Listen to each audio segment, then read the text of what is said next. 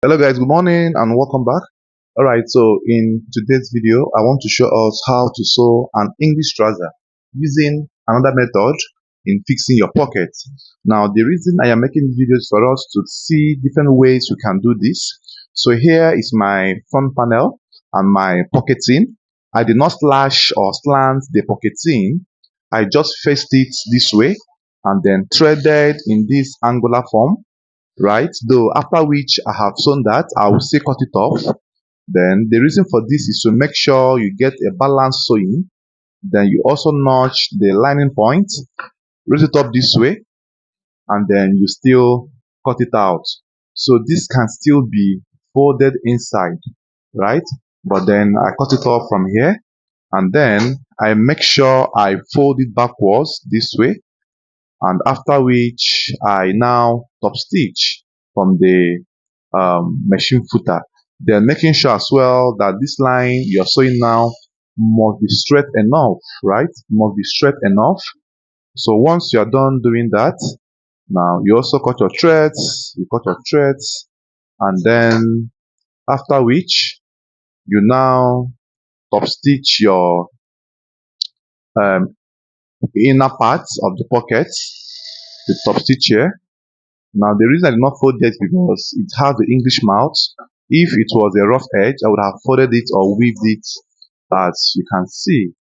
Then cut your threads accordingly. And after this, you now bring your pocket facing and fix from the opposite direction. Make sure that the pocket facing is properly placed where it should be. And then use your hand to fold from the downside. You fold gently from there. You fold, and then once you have folded, you now start from there and sew. You start from there and sew. Make sure as you are sewing, you're folding it gradually, right? You must fold it gradually. You sew all through to this very point, and make sure that your folding is smooth as well. And then after that, you cut your threads off as well. Then you bring the other edge this way, and then lock from the under, right? See how I pull it backwards? So push it all through this way. You curve it to your desired choice. So stop from there, and then give it a notch there, and then do your trimming. Now do your trimming all through that way. After which, you now tuck it in. You tuck it in, arrange it properly this way. Make sure that the edges are coming out nicely.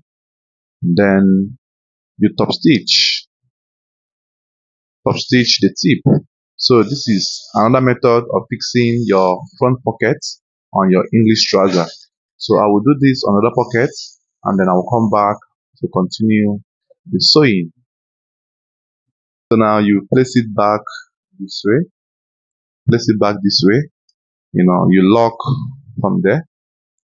Just stitch it a bit this way. Cut your threads, then trim off any excesses, and then you lock the upside. At this point, you make sure you measure. So you're going to measure 2.5 or 2.75, however. Then once you measure, you lock from the up. That way. Lock it all through this way. Then you now trim off the excesses at the up area. You trim off the excesses. Make sure the trimming is coming in line with the height of the trouser length. So trim off exact all through, and you're done with this. So I will do the next one and come back to show the results. So now the next thing to do now is to fix my lining. So remember, I have shown you how to put the pockets Now the lining, I have also shown us how to cut the lining in my previous videos. Now the thing you need to do here is to make sure that you cut the lining to be a bit excess from the original trouser measurement. The reason for this is to make sure that you pleat it this way, just the way I'm pleating. So you pleat this way. Now this pleating is going to help you to have a relaxing trouser effect. So your pleating must come at the midpoint of your trouser, right? Now the excess of the lining cutting can be 3 inches or 2 inches depending on how you want it to be. So after the pleating, you now join the lining as shown. So this is one of the simplest ways again you can approach your English trouser sewing. So when doing this, once you are done with the lining, the next thing you are going to do now is to put the zip. So I'll also show you guys how to put the zip. I have put the lining on the both panels, and then the next thing to do is to trim off any excesses if there is any. And then you now start fixing your zip. So make sure that you're top stitching the lining at the tip all right round, but please don't stitch across the laps. Don't stitch across the lap, just stitch at the edge for the west side, the sides, the curvy area, and the inner leg. So stitch 0.3 or 0.2 where you know will be enough when you are locking the trouser, and it will cover or close properly as well. So I will show you guys this next now how to put the zip. To put the back dart, so you need to measure from the straight line 5 inches in, 5.5 inch in, then notch at that point. Now that notching is to indicate or help you know where your dart will be, and make sure that when notching, the right sides are facing each other. The right sides must mirror each other, right? Then once you notch in that form, you arrange your lining in this way, your main trouser bodies in this way, and then make sure that the folding is straight and will be straight enough. And then so you make sure you arrange it properly this way. And once it's fully arranged, so the next thing to do is to get it at that particular position where your that length or depth is. So the that depth I use here is 3.5. So stitch in that form, and then the that leg is half an inch, right? So just stitch in this form. So then cut your threads and make sure that the dart is not curvy. There shouldn't be any curvy line. It should be a slashed line from that point to the dart depth. So once you are done doing this, so the next to do as well is to do the other dart. So I will also do it and then show you the next step to follow.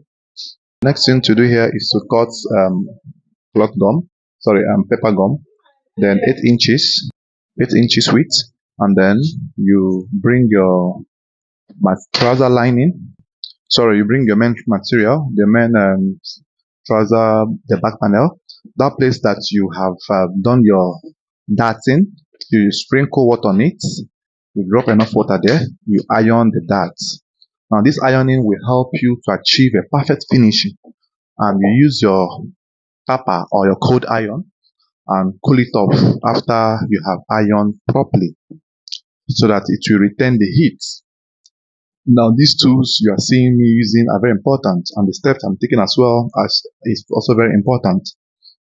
Then the next thing to do here is to gum that part, right?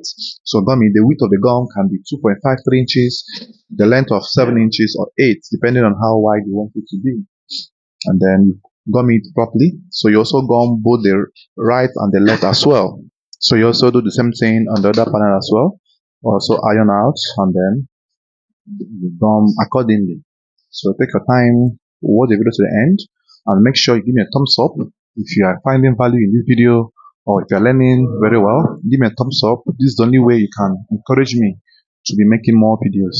When I see enough likes, thumbs up, comments, and shares, I'll be encouraged to make and create new videos for you to understand how to make male clothing very well. Alright, so now trying to remark the 3.5 inch for the dart ending. Then from there, the pocket width I am using for him is 5 inches. So you place the tape at the center of the dart point. You mark 5 inches across this way. Then bring a ruler or anything that can give you a straight line. and then join the line as shown. Join it all through that way. Make sure that the line is straight enough. Then extend the line at the edge, mark it to come out properly, and then you now do the same thing on the other panel as well. Now please make sure you follow the steps and don't jump any protocol so that you don't have issues, because if you follow my steps you must arrive at the same and better result than mine. So just mark the dart depth and then mark 5 inches width. This is the standard measurement for pocket depth, except on some cases where you have a bigger person, you can make it to be 5.5, or for children you can make it to be 4 inches, 4.5, depends on the age of the child. So you extend the lines as shown. Make sure you follow the steps and then mark out the line, mark out the lines, and then go to the machine to fix your pocket. Alright guys, so now I want to show you guys how to achieve a nice welt pocket. Now I will iron out these edges properly, right? I'll iron the edges properly so it will not be this a bit rough. So look at how beautiful my welt pocket is. So let's get down to the process. Now the first thing to do here is you have already marked out your line, and then you place your lining behind. You place your lining behind 1 inch below the main trouser. Then place it down this way. Make sure it's properly placed. Then pin your needle from one edge. Then run a thread on that line just to hold the pocketing behind. Then cut off your threads that way, and then you bring your plackets. Which you have already gummed. So I gummed them together. I'm slitting the midpoint, slit in that form. Then the next thing to do here is to place it at that point where you mark your chalk, and then you make sure it's aligning at that edge. Then start from that same point your chalking is. Then place your machine footer 3/4 inch or 1/4 inch, 1/4 inch below the line, and then stitch it straight. Stitch it all through. Right? Make sure you stitch the beginning properly and the ending properly. So once you are done stitching both ends, cut your threads as shown, and then you also do the same thing on the upside. You also place the placket at the up section. Place it at the upside that way, and then you stitch as well 1/4 of an inch.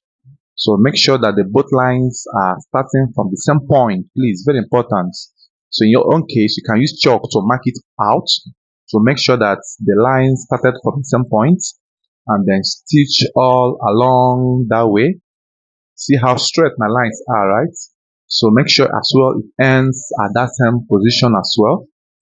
So once you are done doing that, you cut your threads,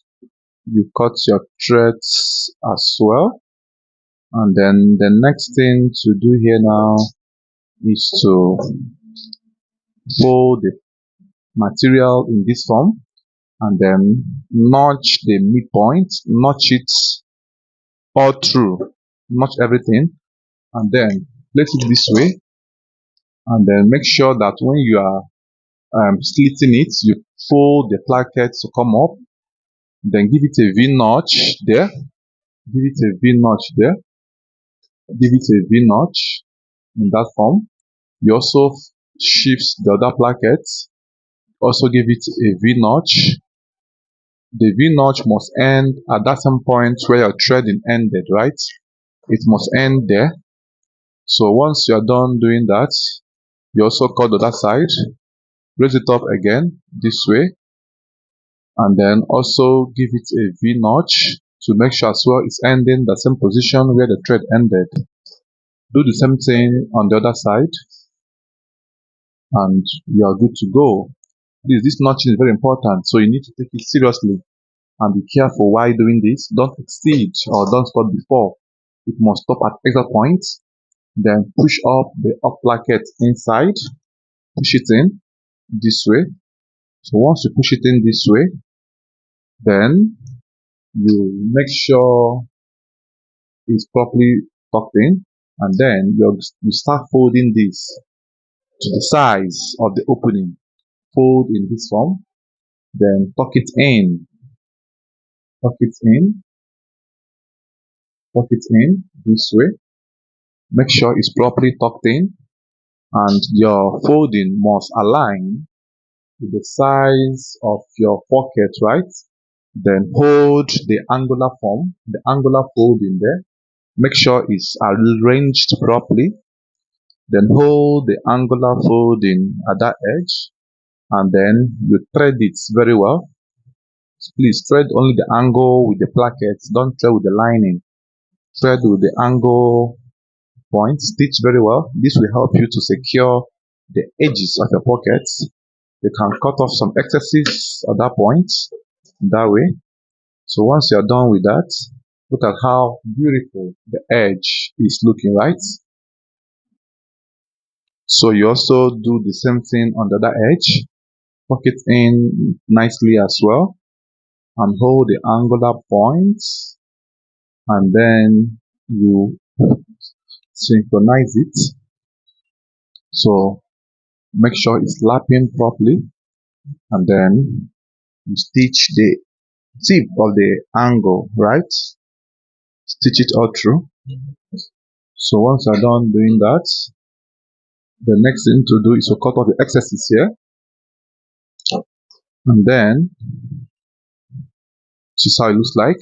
Then raise the placket up this way, then stitch the tongue like marking here, that up allowance that is slated for. So stitch it from here through to the end, and also do the same thing at the down side. Cut your threads as well, then lock the pocketing, then fold the plackets, on top of the pocketing, making sure that it's lapping properly as well. So once you stitch to the very end, this is what you will see. And then you also make sure you cut your threads,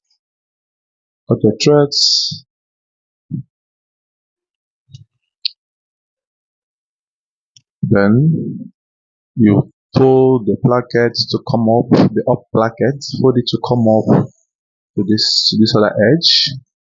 You will hold it at that point, cut your threads, and this is what it looks like. So after which you bring the other pocket in, place it 1 inch or 2 inches above the trouser length, this way, 1 inch above the trouser length. Then hold it properly this way, and then you are going to stitch at the edge where your pocket opening ended. Then raise it up properly this way. So stitch all through to this very end. Stitch, just give it a U stitch in order to lock the upside of the pocket. Cut your threads,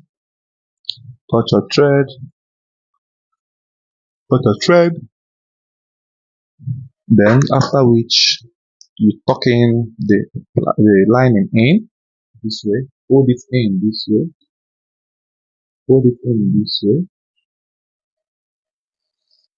then you make sure when you're stitching, reaching the edge where the line is, you pause and then fold it as well.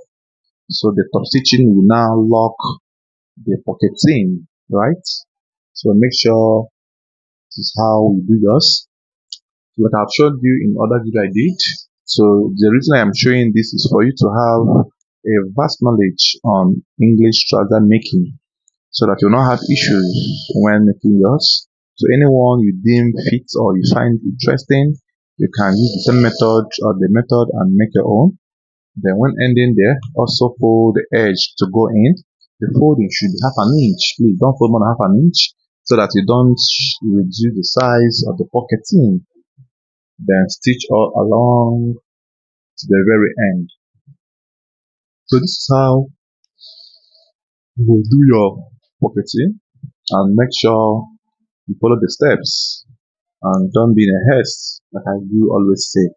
So after this now, you are good to go. You will now lock the upside and do your trimmings, and then start fixing the zip for the front panel, which I will do and show you the results. Then you lock the upside as well. You lock the up area. So once you lock the up area now, the next to do is to cut off the excesses, right? So you cut off the excesses. This is how it looks like. So I will do the next video on how to fix a zip and also show you as well. Now, when we want to start fixing our zip, so I got my flap. Alright, so you bring your plackets, you place your zip at this point. Please watch how I am stitching. Then place your zip this way, then stitch all along that direction, and then after which cut your threads, then cut exact length with the zip in a straight line. So once you are done with this, you keep it aside. Then you bring the left panel, and the left panel of the trouser, join the both sides together. So once you join the lines, your stitching must be half of an inch from the width line. Bear in mind that you have width your trouser after dipping your pockets, right? So you stitch half an inch all across. Make sure that your line is cutting across the point where your pocket depth ended. Then stitch all along that way. Stitch all along that way. Gently and carefully do this. Stitch all along that way. Stitch all along, then hold the ending part of the trouser and make sure it's lapping properly as well, and then stitch to the very end. So after this, you also do the other one as well. Then you now go and do opening pressing. After opening pressing, we'll come back to continue our trouser sewing. So I will stitch the other side of the trouser before continuing with the zip fix.